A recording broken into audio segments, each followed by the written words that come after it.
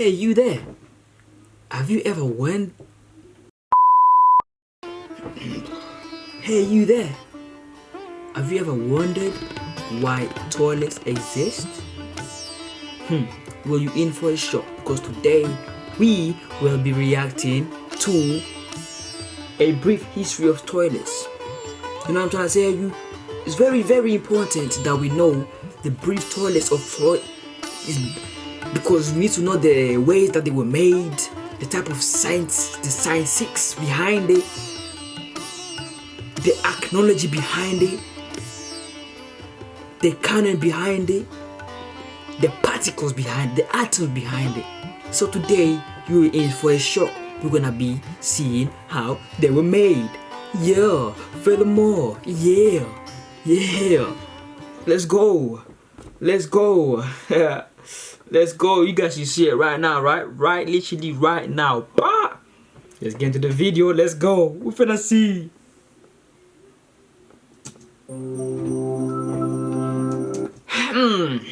The first toilets, more than any signal invasion, has civilized us in a way that religion and law could never accomplish. And this was said by Thomas Lynch, the undertaking life studies from Dismal Strait. Ooh, exciting! Wow!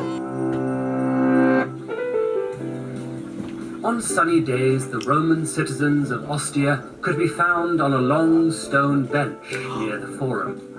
Friends and neighbors exchanged news and gossip while simultaneously attending to more urgent business.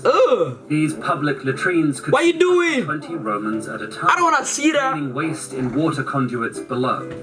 Today, most cultures consider trips to the restroom to be a more private occasion. But even when going alone, our shared sewage infrastructure is one of the most pivotal inventions in the history of humanity.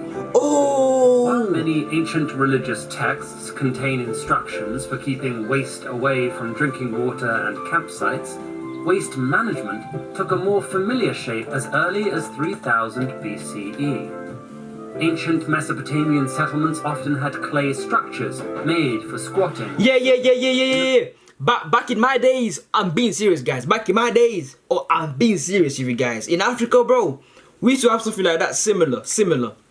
I promise you guys, we did. Very scary. So when I go into England, it was I was like, oh, this is where I can sit down in the toilet, because I never knew you could sit down in the toilet. You feel me?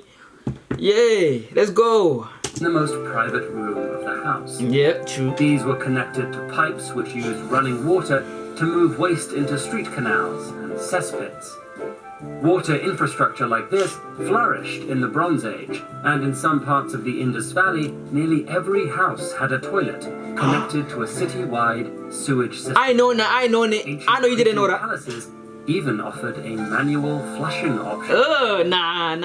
Researchers can't say for certain what inspired these early sewage systems, but we do know that waste management is essential for untreated sewage is a breeding ground for dangerous microorganisms, including those that cause cholera, dysentery, and typhoid. It would be several millennia before scientists fully understood the relationship between sewage and sickness, but the noxious odors Why is he sniffing it? recorded Are you dumb? associations with disease as early as 100 BCE. And by 100 AD, more complex sanitation solutions were emerging. The Roman Empire had continuously flowing aqueducts dedicated to carrying waste outside city walls. Chinese dynasties of the same period also had private and public toilets, except their waste was immediately recycled. Most household toilets fed into pigsties, and specialized excrement collectors gathered waste from public latrines to sell as fertilizer. In China, this tradition of waste management continued for centuries. Why is the pig there? In Europe, the fall of the Roman Empire brought public sanitation into the Dark Ages. Pit latrines called gongs became commonplace. And yeah. Okay, look, hold on. You see, in Africa, it was something similar, like very similar like that. Very similar, yeah. Gongs became commonplace, and chamber pots were frequently dumped into the street. Castles ejected waste from tall windows into communal cesspits. At night, so-called gong farmers would load up the waste before traveling beyond city limits. That's disgusting. Europe's unsanitary approach persisted for centuries, but toilets themselves underwent some major changes. By the late Middle Ages, most wealthy families had commode stools, wooden boxes with seats and lids. And in the royal court of England, the commodes were controlled by the groom of the stool. In addition to monitoring the king's intestinal health, the groom's intimate relationship with the monarch made him a surprisingly influential figure. The next major leap in toilet technology came in 1596, when Sir John Harrington designed the first modern flush toilet for Queen Elizabeth. Its use of levers to release water and toilet for Queen Elizabeth. R.I.P. Its use of levers to release water and a valve to drain the bowl still inform modern designs. But Harrington's invention stank of sewage. Why was she was pointing that? That looks uncomfortable. In 1775, Scottish inventor Alexander Cumming added a bend in the drain pipe to retain water and limit odors. This so-called S-trap was later improved into the modern U-bend by Thomas Crapper, though the term crap predates the inventor by several centuries. By the turn of the 19th century, many cities had developed modern sewage infrastructure and wastewater treatment plants, and today toilets have a wide range of features, from the luxurious to the sustainable. That's why I never get. Have a wide range. That's why I would never understand. Hold on. Why do toilets have heated seats? There is no reason. There's actually no reason for you to have a toilet seat.